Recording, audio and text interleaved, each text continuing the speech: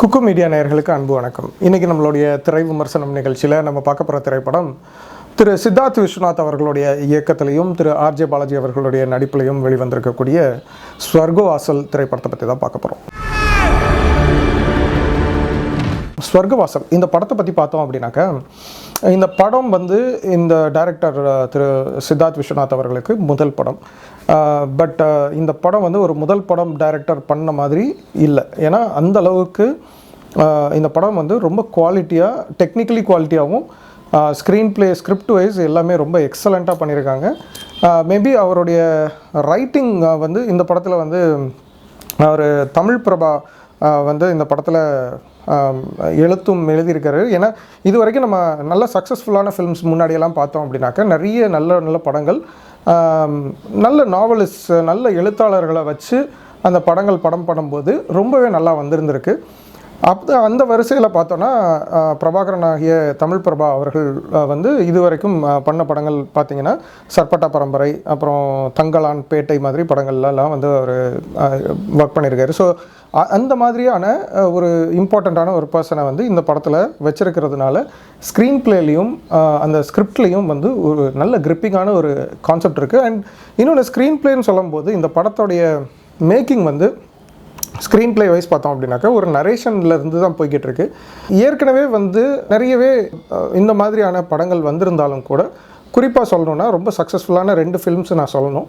ஒன்று விருமாண்டி மாதிரியான ஒரு படம், இன்னொன்று வடசென்னை.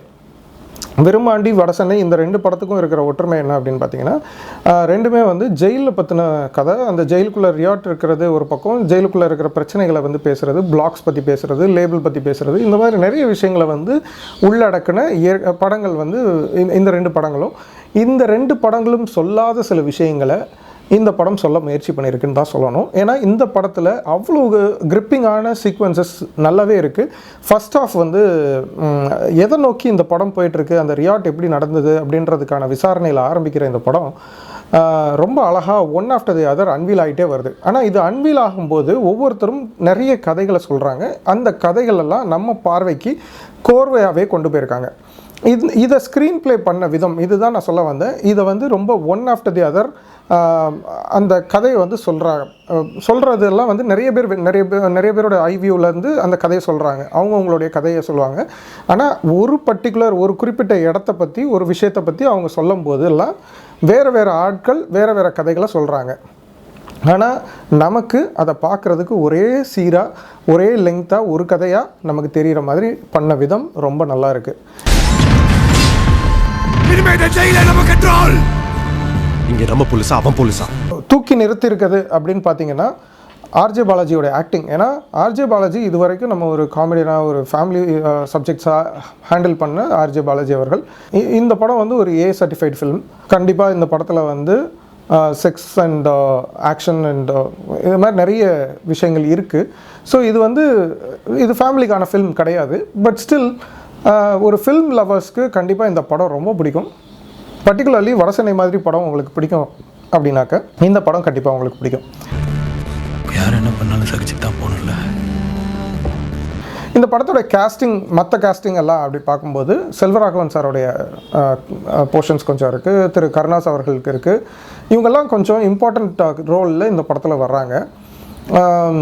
சானியா ஐயப்பன் இந்த படத்தில் லீட் ரோல் பண்ணியிருக்காங்க. அவங்களுடைய கேரக்டர் பார்த்திங்க அப்படின்னாக்கா ரொம்ப இது வரைக்கும் ரொம்ப இம்மீடியட்டாக இந்த மாதிரி ஒரு கேரக்டர் அவங்க யாரும் கொடுத்துட மாட்டாங்க. ஏன்னா அவ்வளோ இம்பார்ட்டண்ட்டான ஒரு ரோலு அவ்வளோ ஈஸியாக பண்ணியிருக்காங்க, நல்லாவே பண்ணியிருக்காங்க. இன்ஃபேக்ட் இது போக மற்ற கேரக்டர்ஸ், மற்ற ரோல்ஸில் ஒர்க் பண்ணியிருக்கவங்களும் நல்லாவே ஒர்க் பண்ணியிருக்காங்க. இருந்தால் கூட எனக்கு ஒரு சின்ன நெருடல் இருக்குது. ஏன்னா திரு செல்வராகவன் அவர்களுடைய கேரக்டர் இந்த படத்துக்கு ரொம்ப இம்பார்ட்டண்ட்டான ஒரு கேரக்டர், ஒரு பெரிய டான் மாதிரியான ஒரு கேரக்டர். அந்த டானோட கேரக்டருக்கு இன்ஃபேக்ட் நமக்கு வடசென்னை பார்த்தோம் அப்படின்னாக்கா ராஜன் மாதிரியான ஒரு கேரக்டர்னு சொல்லலாம்.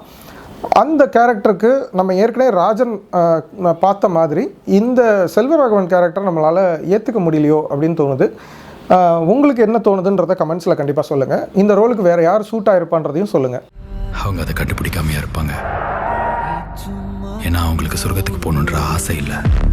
அது போக ஆனால் அவர் நல்லாவே நடிச்சிருக்கிறாரு. இது போக இன்னும் நிறைய கேரக்டர்ஸ், நிறைய ரோல்ஸில் புதுசாக புதுமுகங்களும் வந்திருக்கிறாங்க. அவங்க எல்லாருடைய ரோல்ஸுமே வந்து ரொம்பவே நல்லா வந்திருக்கு. சித்தார்த் விஸ்வநாத் வந்து இந்த படத்துக்கு வந்து இந்த ரியாட் சீன் ஒன்று வரும், செகண்ட் ஹாஃபில். அது ரொம்ப இம்பார்ட்டண்ட்டான ஒரு சீக்வன்ஸு. அந்த சீக்வன்ஸ் வந்து பயங்கரமாக கொரியோகிராஃப் பண்ணணும். ஒரு கேஆஸ் நடக்குது, ஒரு சண்டை நடக்குது, எங்கெங்கேயோ ஏதோ நடக்குது, இந்த மாதிரி பல விஷயங்கள் நடக்கிறப்போ அதை வந்து படம் பண்ணுற விதம் அப்படின்றது வந்து ரொம்ப ரொம்ப கஷ்டம். நம்ம ஏற்கனவே வந்து கர்ணன் மாதிரி ஒரு படத்தை பார்த்துருப்போம். அந்த படத்தில் வந்து ஒரு ரியாட் சீக்வன்ஸ் நடக்கும்போது அதை வந்து காமிச்சிட்டு போயிடுவாங்க. அது வந்து கொஞ்சம் ரொம்ப கொரியோகிராஃப்டாக இல்லைன்னா கூட அந்த கதை வந்து ரொம்ப ஈஸியாக சிம்பிளாக கொஞ்சம் சொல்கிறதுக்கு வாய்ப்பு இருந்தது. ஆனால் இதில் வந்து நிறைய செல்லு, நிறைய ஒவ்வொரு ஜெயிலோடைய ஒவ்வொரு போர்ஷன்ஸ் இதை விட்டு வெளியில் வர்றது. கண்டிப்பாக நீங்கள் விரும்மாண்டி படம் பார்த்துருப்பீங்க. அதில் வந்து நிறையவே அந்த கொரியோகிராஃபி வந்து நீங்கள் பார்த்துருப்பீங்க. அதாவது ஸ்டண்ட்டோடைய கொரியோகிராஃபி பார்த்துருப்பீங்க. அது எப்படி பண்ணாங்கன்றதையும் நம்ம பார்த்துருப்போம். இந்த படத்தை பொறுத்த வரைக்கும் அது இன்னுமே கஷ்டப்பட்டு, இன்னும் மெனக்கிட்டு வேறு ஆங்கிள்ஸ் எல்லாம் ஒர்க் பண்ணியிருக்காங்க. அது கதையோட பெர்ஸ்பெக்டிவில் கரெக்டாக மேட்ச் ஆகி போகிற விதம் ரொம்ப நல்லா இருக்குது. இன்ஃபேக்ட் இந்த சீக்வன்ஸில் நமக்கு வந்து கிட்டத்தட்ட அந்த ஜெயில் ரொம்ப பரிச்சயம் ஆகிடும். எது எந்த பக்கம் எந்த செல் இருக்குது, எது எங்கே இருக்காங்க அப்படின்றதெல்லாம் ரொம்ப கிளியராக அண்டர்ஸ்டாண்ட் ஆகிற மாதிரி நல்லாவே பண்ணியிருக்காங்க. அந்த நரகத்திலேருந்து தப்பிக்கணுன்ற வெறியில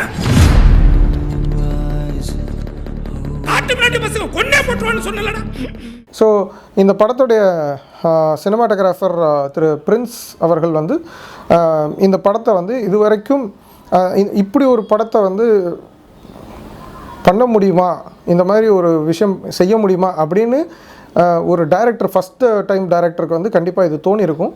அதை வந்து ரொம்ப சப்போர்ட்டிவாக இருந்து இந்த படத்தை முடிச்சு கொடுத்துருக்காருன்னு தான் சொல்லணும். ஏன்னா அவ்வளவு டீப் டீட்டெயிலிங், ஒவ்வொரு சீனையும் அவ்வளோ அழகாக பண்ணியிருக்காங்க. கண்டிப்பாக இதுக்கு ஸ்டோரி போர்டெலாம் ஒர்க் அவுட் பண்ணி தான் பண்ணியிருக்கணும்னு நான் நம்புகிறேன். எனக்கு இது எப்படி பண்ணியிருக்காங்கன்னு என்னால் பெருசாக பிரேக் டவுன் பண்ணிக்க முடியல.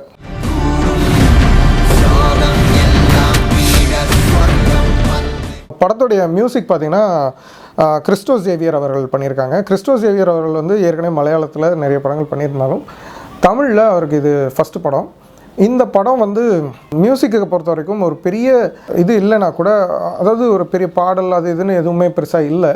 இருந்தால் கூட பேக்ரவுண்ட் ஸ்கோரிங்காக இருக்கட்டும், அதுக்கு நடுவில் வர சாங்ஸாக இருக்கட்டும், இதெல்லாம் வந்து நம்மளை மலையாளம் இண்டஸ்ட்ரிக்கே திருப்பி கூட்டு போகுது. கொஞ்சம் கிறிஸ்டியன் கேரல்ஸ் எல்லாம் கனெக்ட் ஆகிற மாதிரி இருக்குது.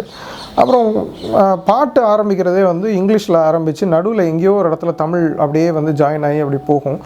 அது வந்து கொஞ்சம் இன்னும் அந்த உணர்ச்சி பொங்க ஒரு ஃபீலிங் வந்து இல்லையோ, அது வந்து மிஸ் ஆகுதோ அப்படின்ற ஒரு ஃபீலிங் இருக்குது. இருந்தாலும் ரொம்ப சட்டிலாக அழகாக இந்த படத்துக்கு இந்த கதையை டிஸ்டர்ப் பண்ணாத அளவுக்கு கங்குவா படத்தை பற்றி நம்ம ஏற்கனவே பார்த்துருப்போம். அதில் வந்து மியூசிக் எந்த அளவுக்கு சொதப்பியிருக்காங்கன்னு உங்களுக்கு தெரியும்.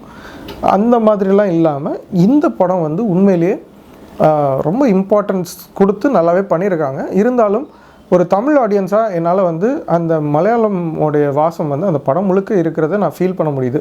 மற்றபடி இந்த படத்தில் நெகட்டிவ் அப்படின்னு சொல்கிறதுக்கு ஒன்றும் பெருசாக கிடையாது. இந்த படம் கண்டிப்பாக எல்லோரும் பார்க்கலாம். நீங்கள் ஆனால் வந்து இது வந்து ஒரு அடல்ட் கண்டென்ட் இருக்கக்கூடிய ஒரு படம் தான். ஆனால் ரொம்ப படம் முழுக்க அப்படி தானா அப்படின்னா அப்படி இல்லை. ஆனால் அந்த படத்தை புரிஞ்சுக்கிறதுக்கு கண்டிப்பாக அந்த மாதிரியான விஷயங்கள் தேவை அப்படின்னு டைரக்டர் வச்சிருக்கிறாரு. உண்மையிலே அது வந்து ஒரு பெரிய தாக்கத்தை ஏற்படுத்துதுன்னு தான் நானும் சொல்லுவேன். மீண்டும் இது மாதிரியான இன்னொரு திரை விமர்சனம் நிகழ்ச்சியில் உங்களை எல்லாம் சந்திக்கிறேன். நன்றி, வணக்கம்.